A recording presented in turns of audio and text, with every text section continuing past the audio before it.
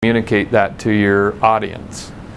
You do something within your expertise that's better than what anybody else can offer.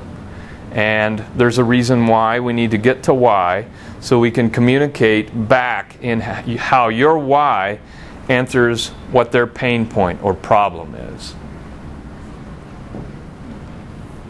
So we'll get to posting mix. Those of you who have been around have talked about that. So you need a diverse approach, because if you come in and all you ever said was, again, buy my pen. I'm an expert at selling pens. I make the best pen on the planet. It's a beautiful pen. It writes so well, it'll make your life better in 18 different ways. And I'm going to list them for you one at a time. So with that kind of approach, that's a single-minded, most of us begin in business that way. I started out on social channels years ago, started out on Twitter, and I was just focused.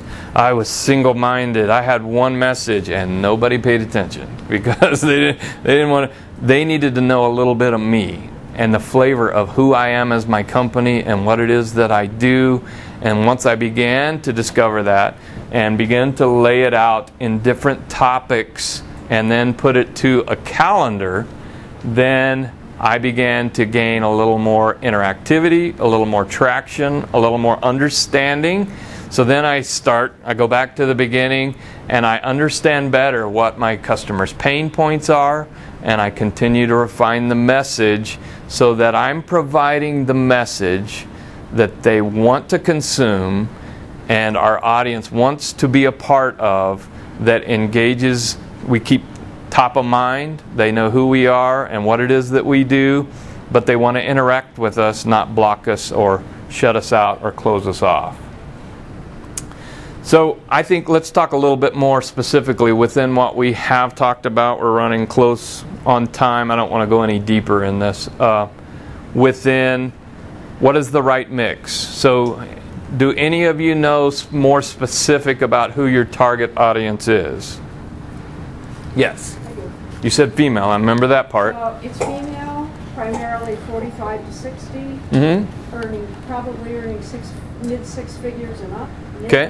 150 and up, who are very successful, who are now asking, they're driven, so they're highly driven, they're burned out, they're saying, is this all there is? Sure. I think I'm going to jump ship.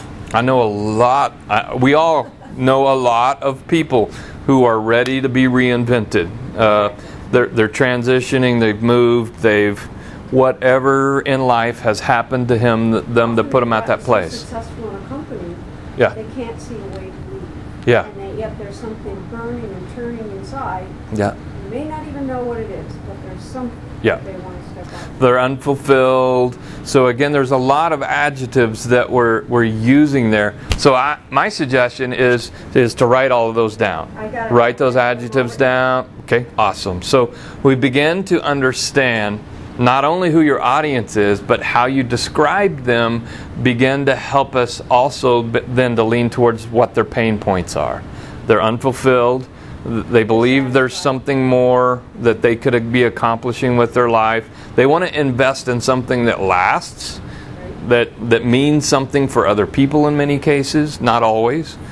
But so again, in reinventing, then we've begun to get really close to what the pain points are. And then we transition next to what your unfair advantage is in fixing, repairing, offering solutions to those pain points. So can you guys begin to see then how we would begin to craft our content? What platform would be the most opportune? We talked about Pinterest, obviously. So if we were mixing your content, you guys jump in.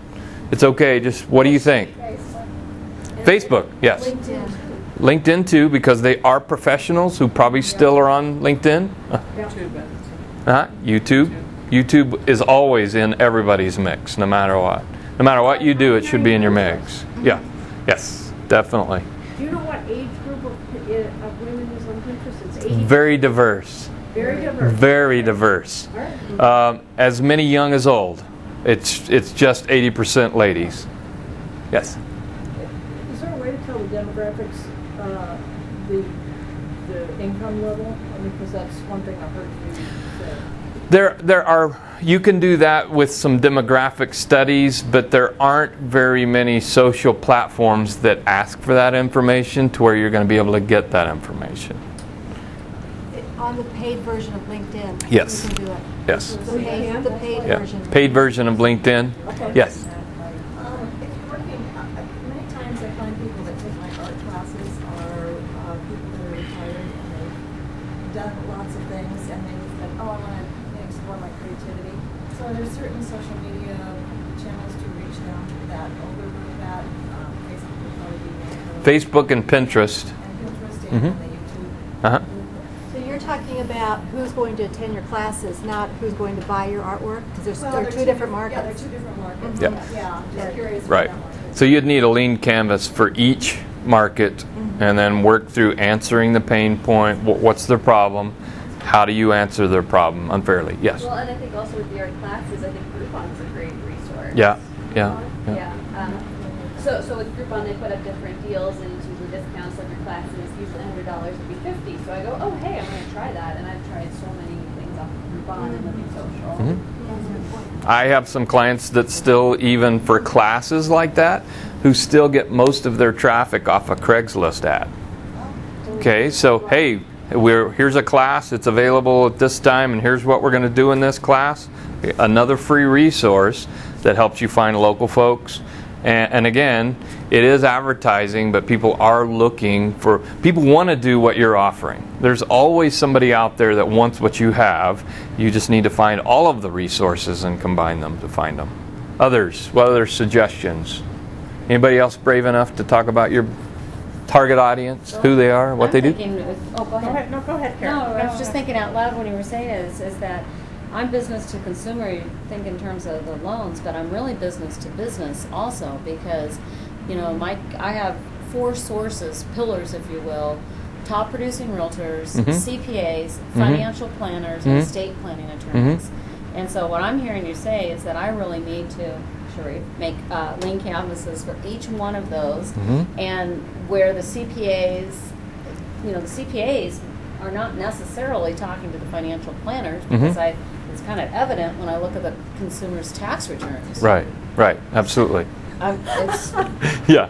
really yeah. true. Yeah, yeah. So you need a lean canvas because in your communication.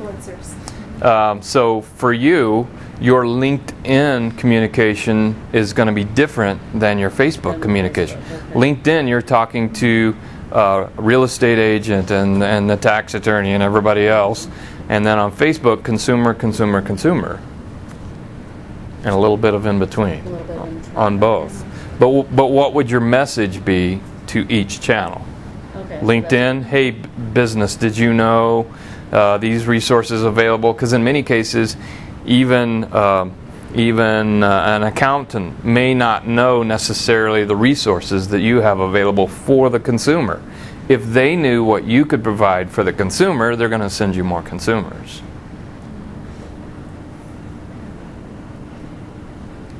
Yes, Dale, I'm sorry.